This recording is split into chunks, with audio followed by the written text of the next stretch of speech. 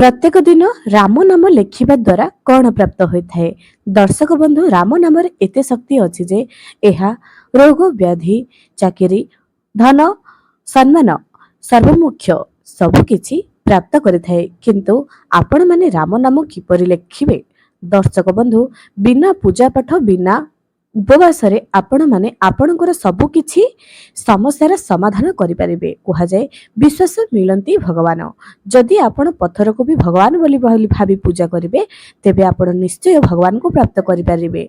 देवदेव महादेवंकर आराध्य हेउचंती राम। हनुमानंकर आराध्य हेउचंती हनुमानंकर इष्टदेव हेउचंती राम। एही राम नामर पवित्रता आज आपणको जणाइबी। आपण माने जदि बहुत दिन धरि कोनोसी रोग रे पीड़ित अछंती, घरे कोनोसी समस्या चालुची, जदि सही समस्या रो मुकुली पारु नाहंती, जहाँ भी समस्या आपणको जीवन रे अछि, जे कोनोसी भी समस्या पे आपण कष्ट पाउचंती, थरुटी आजिर वीडियो को शेष पर्यंत देखंतु। आजिर एही सुंदर उपायटी आपण माने अपनांतु। आपण माने जे कोनोसी भी के एक दिन को चयन करंतु। आपण रेड पेन एवं गोटिए खाता नै करी आसंतु। प्रत्येक दिन गोटिए निरला समय बाहर करंतु एवं आपण जे खाताटी को नै करी आसिचंती किछि धूपबती देखाई करी आरंभ करंतु राम नाम लेखिबार। श्रीराम श्रीराम एमिति लेखिबे।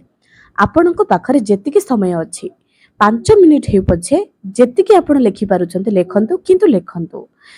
दर्शक बंधु कुहा जाए पूर्व जन्मर पाप कर्मर फल एही जन्म रे भोगिया पड़ता है। जनतरे अजाणतरे आम द्वारा निहाती किछि भूल होतबो जेउथि पई कि एही जन्म रे आमे किछि ना किछि कष्ट भोगुचे। किंतु जदि आमे राम नाम उच्चारण करिबा किंबा राम नाम लेखिबा, जे कोनोसी भी नाम जप करिबा, हमकु 100% शुभ फल प्राप्त होइथाय एवं भगवानकर दयारु सेही पाप कर्म आमर धीरे धीरे मिटि जाइथाय एवं जल्दी आमकु आम समस्या हाल मिल जाए। दर्शक बंधु आपण माने थरुटी एही उपाय आपणा की देखंतु। जे कोनोसी भी एक दिन रे रेड पेन रे ठाकुर को घरे बसी करी आसन रे बसिबे, राम को स्मरण करिवे, मन को स्थिर शांत सरल भाव रे श्रीराम श्रीराम लेखिबे। जेतिकी पारुचंती सेतिकी लेखंतु। लेखि देला परे ताहाकु पूरी ठाकुर घरे रखि देबे। ता पर दिन भी लेखिबे। एमिति करी करी प्रत्येक दिन आपण ठाकुरंको घरे पाखरे बसी लेखिबे। जेउठी भी बसंतु निरला समय होइथिबा दरकार। आपण खट ऊपर भी बसी लेखि पारंती। छुतक मृतक पीरियड ए सब को आपण बाद दे पारंती। बाकी अलग दिन मानकरे आपण माने निहाती लेखंतु।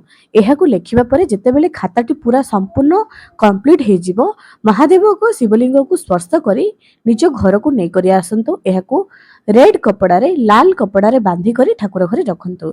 केवल गोटी खाता लेखि करी आपण चुप रहिबे नाही। एहाकु लगातार लगातार लेखि चली जिवे। राम नाम एते शक्ति एते मधुरता अछि। एहा आपण लेखिला परे ही गोटी रु 2 दिन 4 दिन भितरे आपनको मन शांत हबो, मन सरल आसीबो। कुहा जाए मन शांत हेले आपणकर मन को बहुत सारा बुद्धि आसी थाए। तेणु सदा सर्वदा मन को शांत मध्य रहिबो। आपण माने श्रीराम श्रीराम थरुटे लेखि करी देखंतु। आपण माने जदि एहाकु लागुची जे सकारात्मक भाव में आपको लगुच यही कथार सत्यता अच्छी एवं आपण जदि प्रभु श्रीरामचंद्र को मानुचंती कमेंट सेक्शन रे जय श्रीराम निहाती लेखंतु।